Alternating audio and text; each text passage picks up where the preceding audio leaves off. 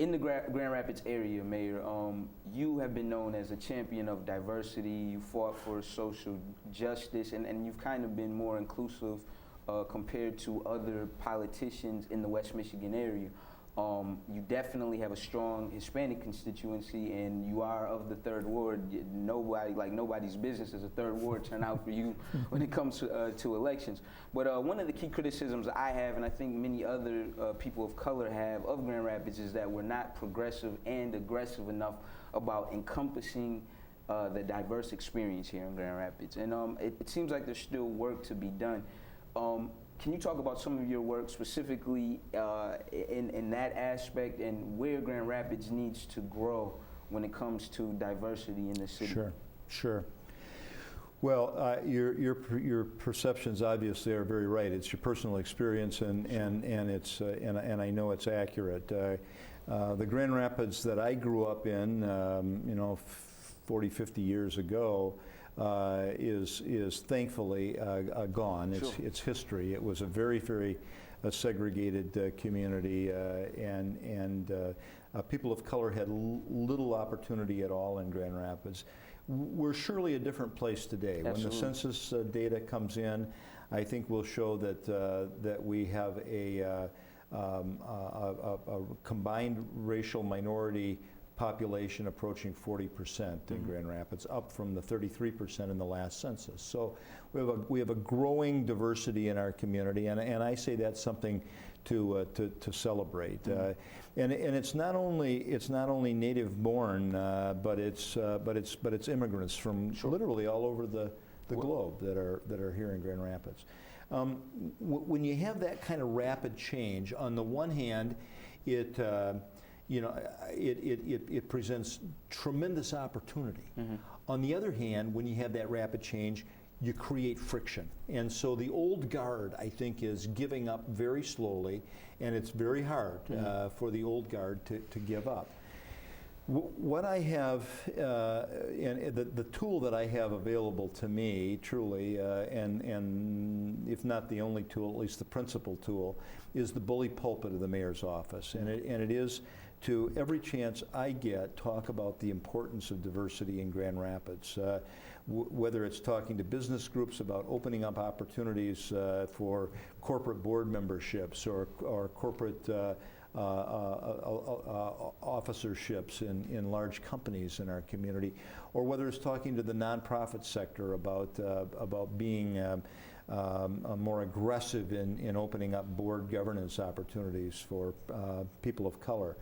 The bully pulpit is what I have. You'll remember that when the state adopted Proposition 2 2.5 years ago, that after every member of the city commission at the time, and me as the mayor, had spoken out in opposition to Prop 2, it still passed. Ending affirmative action. Ending affirmative action. Thank you for the clarification. In Michigan, what I said is that the state just closed the door, made it very, very clear to people of color that this was not a state in which they were welcomed, and that in Grand Rapids we would do everything we could without violating that law to work around it. And as a matter of fact, we've done that. We tried the first approach that we tried.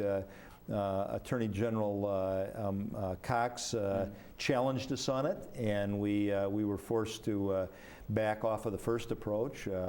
We've taken another approach now that seems to be meeting the tests of the law and still allowing us in our contracting to reach out to minority firms and women-owned firms in the Grand Rapids area. Excellent.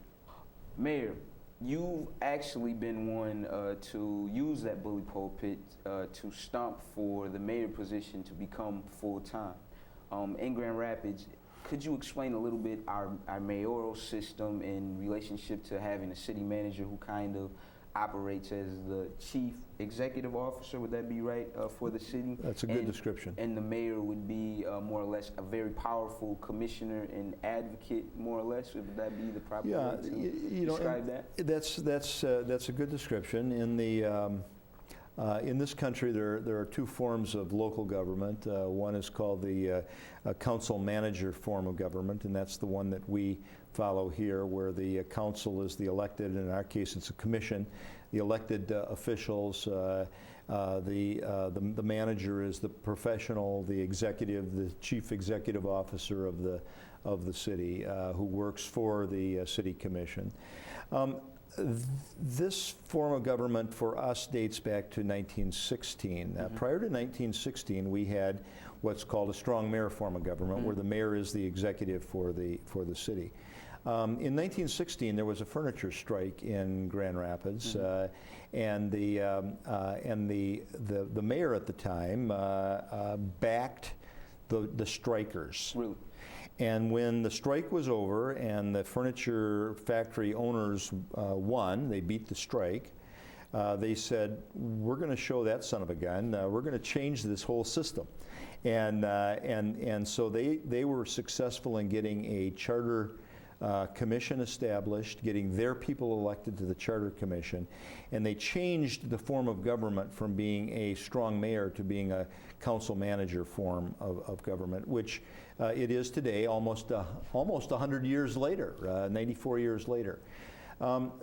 We're a different city today than we were in 1916, a far more complex city than we were. The role of the mayor has changed dramatically over the years, from one that, of simply cutting ribbons and kissing babies to literally being involved in the economic expansion and development of the city and the well-being of people in neighborhoods all over this city. Let me just say this straight out. The mayor's job is a full-time position in Grand Rapids.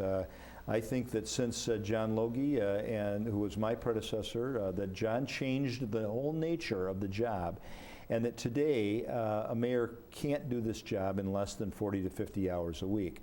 However, it's compensated at a level that's not adequate for. It's not adequate for me, and so I have a second job, and what that means is you put your 40 hours in as mayor, and then you have another 20 hours in your other job. I think that shortchanges the people of the city. I think it's important to have a full-time elected representative in city government. But to do that will really require the formation of a new charter revision commission and the amending of the charter. I think this could be the time to consider doing that, even as we're looking at a possibility of amending or creating a constitutional convention for the state of Michigan. Right. Now could be the time to do the same thing in Grand Rapids.